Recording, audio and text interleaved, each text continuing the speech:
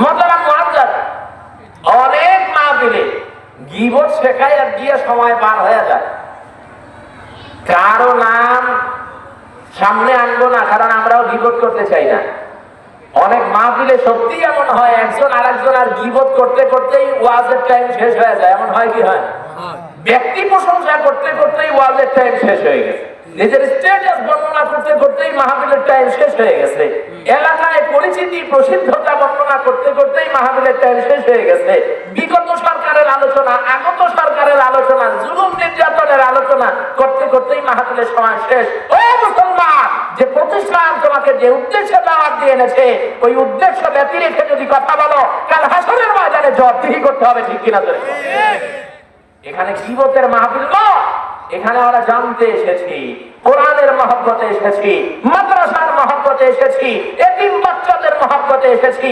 তাদের ভালোবাসা অন্তরে নিয়েই কথা বলতে হবে, তাদের ভালোবাসা নিয়েই মজলিসে বসতে হবে। প্রত্যেক কথায় 10 নেকি 10 গুনাহ মাফ। বৈঠক আসমানে আল্লাহর কাছে, আরশে আজিম থেকে ফেরেশতাদের কাছে দুনিয়ার মানুষের তারকা চন্দ্র দেখার মতো উজ্জ্বল। সুবহানাল্লাহ জোরে বলেন। উদ্দেশ্য ঠিক করে।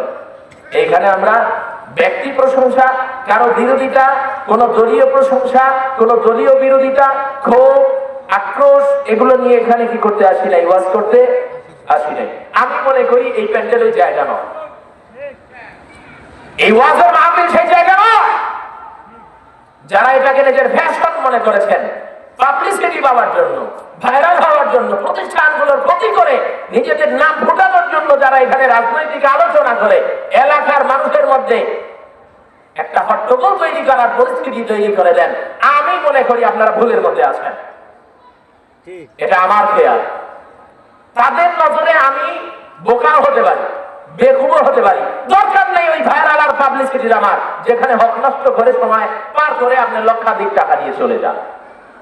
এমন পাবলিসিটি চাই না আমি, কোনদিন দরকার নেই। যে কারণে আপনাকে ডাকা হয়েছে সে মজরু আপনার থাকতে হবে, সে বিষয় আপনার উপস্থাপন করতে হবে। যে প্রতিষ্ঠান আপনাকে লক্ষ লক্ষ টাকা ব্যয় করে নিয়ে এসেছে, সে প্রতিষ্ঠানের প্রতি কৃতিত্ব আপনার থাকতে হবে। কথা বলে ঠিক কিনা? নাম বলবো না, কিছুদিন আগে আমাদের এলাকায় একটা মাহফিল হয়েছে, কবরস্থানের উন্নতি করবে। কিসের উন্নতি করবে? কবরস্থানের। কবরস্থানের উন্নতি করতে ডাকলে আপনি যদি বিয়ে বাড়ির আলোচনা করেন, তাহলে কবরস্থানের লাভ হবে কতটুকু? কমিটি বৃন্দ আর এলাকার মানুষ কবরস্থানের মাহফিলে আপনাকে দাওয়াত দিয়ে নিয়ে এসেছেন যাতে করে মানুষ কিছু অর্থ বিনিয়োগ করে কবরস্থানকে উন্নত করে। কথা বলে ঠিক কিনা? কবরস্থানের মধ্যে শিয়াল ঢোকে, কুকুর ঢোকে, এগুলো যাতে আর না ঢুকতে পারে, কবরগুলো যেন খোদাই না করে, লাশ যেন বাইরে বের না করে, এই জন্য কবরস্থানকে একটু হেফাজত করার জন্য আয় অর্থ দরকার।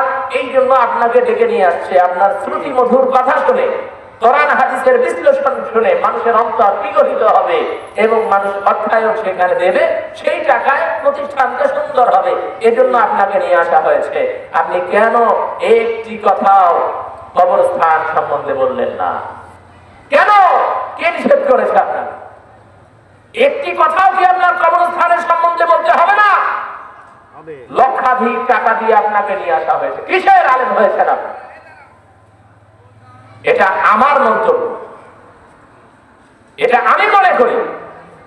যে কারণে আমাকে ডাকা হয়েছে সেই বিষয়ে, সেই মৌজু, সেই উদ্দেশ্য আমার ভিতরে থাকতে হবে। আপনারা কি মনে করেন? মাহফিলকে উত্তপ্ত করবেন না। এটি যদি রাষ্ট্র পরিচালনার মাধ্যম হতো, 1400 বছর পার হয়ে গেছে রাসূলের ইন্তেকালের, এতদিন আপনারা খুঁজে ফেলাইতেন। ওই উদ্দেশ্য আর আপনাদের মধ্যে না।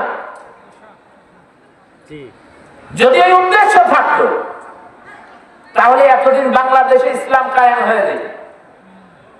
কেউ ওই উদ্দেশ্যে এসে ওয়াজ করেন না যে মাহফিলে, প্রত্যেকটা মাহফিলে আমরা ওলামায়ে কেরাম এমন ভাবে মানুষকে মোটিভেট করব যার মাধ্যমে আমরা পুরা দেশের মধ্যে ইসলামের একটা রাজত্ব কায়েম করার যে সাধারণ প্রাথমিক প্রস্তুতি, এটা আমরা গ্রহণ করে ফেলবো। এরপরে একদিনে হুঙ্কার দিয়ে সারা দেশের মুসলমান মিলে আল্লাহর কালিমাকে বাংলাদেশের জমিনে প্রতিষ্ঠিত করে ফেলবো। এটা যদি করতেন তাহলে বুঝতাম এই মাহফিল অবশ্যই রাজনৈতিক ময়দান। কিন্তু আপনারা এটা করেন না।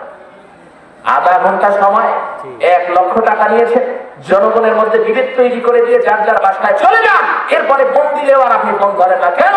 এমন আলোচনা করা আমি পছন্দ করি না। আপনাদের কি মনে হয়? জনগণকে উত্তপ্ত করবেন না, তাদেরকে ধর্মের বুঝ দিন, কোনটা ভালো কোনটা মন্দ এটা শেখান। তারা চিন্তা করবে কাকে নির্বাচিত করবে আর কাকে করবে না, কার দল করবে আর কার দল করবে না। আপনি নিজেকে ভালো হিসেবে প্রতিষ্ঠিত করেন, আপনি আলোকিত হন, আপনার আলোয় অন্য মানুষ গিয়ে দাঁড়াবে, ডাকতে হবে না কাউকে। খবরদার মাহফিল গুলোকে নষ্ট করবেন না। আজ আপনাদের এই ধরনের আচরণের কারণে মাহফিলের কথা শুনলেই মানুষের মধ্যে এক ধরনের ক্ষোভ তৈরি হয়। কেন? এটা ছিল দিন প্রচারের একটি মাধ্যম, এটা ছিল ধর্মীয় প্রতিষ্ঠান চলার একটি পন্থা। আপনার কারণে এই মাহফিল গুলো দেশে হাজারো জায়গায় বন্ধ হওয়ার পথে। কথা বলে ঠিক কিনা? কেন করবেন আপনি এটা? কে অধিকার দিয়েছে আপনার? আসবেন, নামাজ সম্পর্কে কথা বলুন।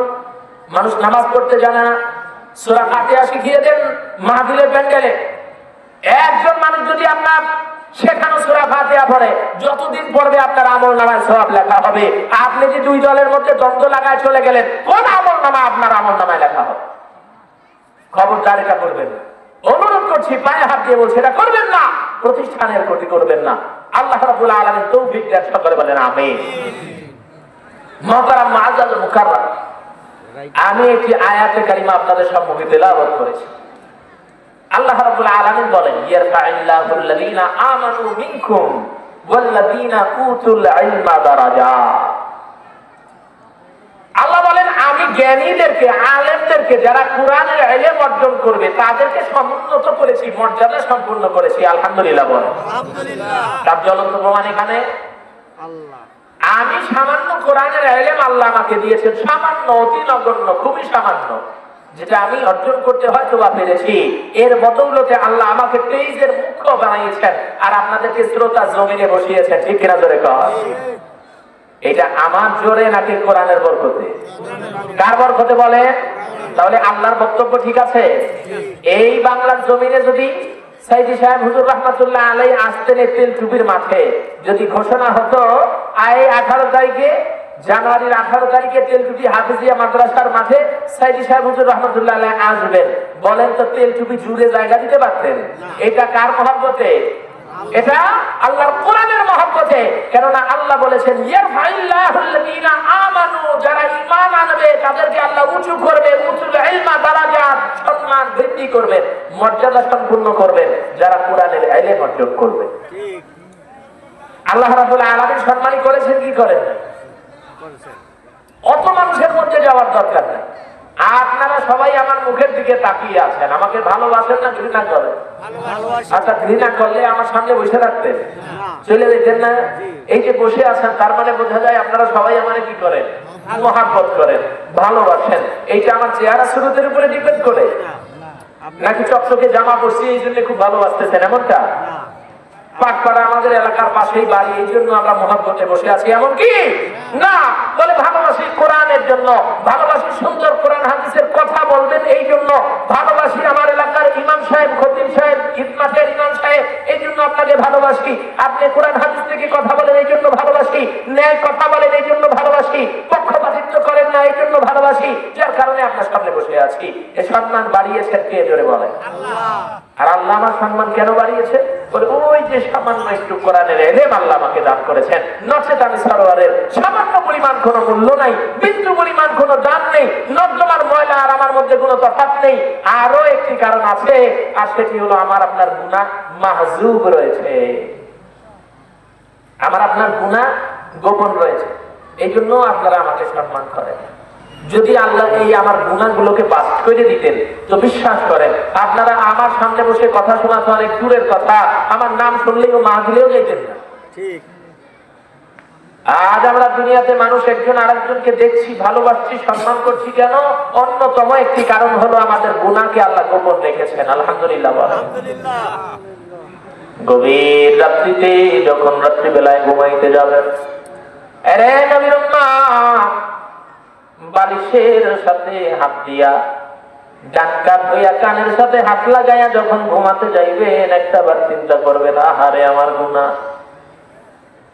সেই যে বাল্যকাল পার হওয়ার পর থেকে যে গুনাহ করছি, এই গুনাহ যদি আমার স্ত্রী জেনে যায় আমার ভাত খাবে না।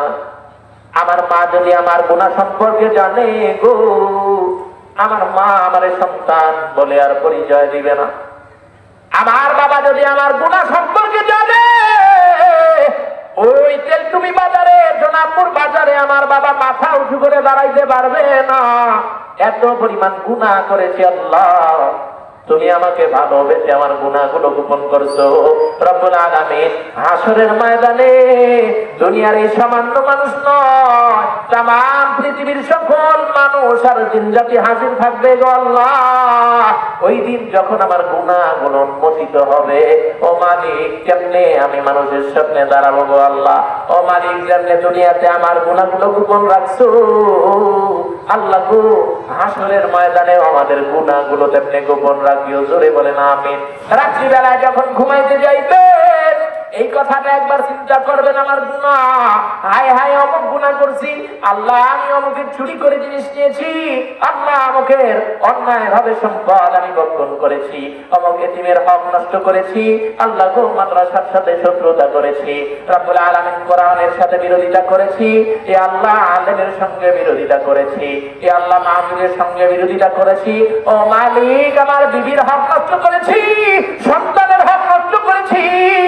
এ আল্লাহ এত গুনাহ যদি প্রকাশ পেয়ে যায় ওই হাসরের ময়দানে কেমনে দাঁড়াবো গো আল্লাহ, মেহেরবানি করে মাফ করে দেন আমারে। আজকে এমন এক মাহফিলে বসছি যদি খাঁটি দিলে একটা বার তওবা করতে পারে, রব্বুল আলামিন বলেন 80 বছরের গুনাহ পাহাড় সম পরিমাণ গুনাহ করছো বান্দা, সমুদ্রের ভেলা পরিমাণ গুনাহ করেছো, 80 বছর ধরে গুনাহ করেছো। তোমার এই মাহফিলে আসার কারণে মনে হয় একটা বার দুই চোখের পানি ছেড়ে আমি আল্লাহর কাছে বল, আল্লাহ অনেক গুনাহ করে ফেলেছি, মেহেরবানি করে আমারে মাফ করে দেন। আল্লাহ বলেন বান্দা তুই এইটা বলতে দেরি হয়, তোর দোয়া আমি রব্বুল আলামিনের কাছে পৌঁছাইতে দেরি হয় না। এমন এক মাহফিলে আল্লাহ আমাকে আপনাকে কবুল করছেন, আলহামদুলিল্লাহ বলেন। এখন বুঝছেন মাহফিলে আসার দাম আছে না নাই? আমরা আইসা লাভ হয়েছে না লস হয়েছে? লাভ হয়েছে। জোরে বলেন কি হয়েছে? লাভ হয়েছে। তাহলে তো আর অলসতা নাই নাকি? তাড়াতাড়ি চলে যাবো এই ভাব আছে ভিতরে নাই?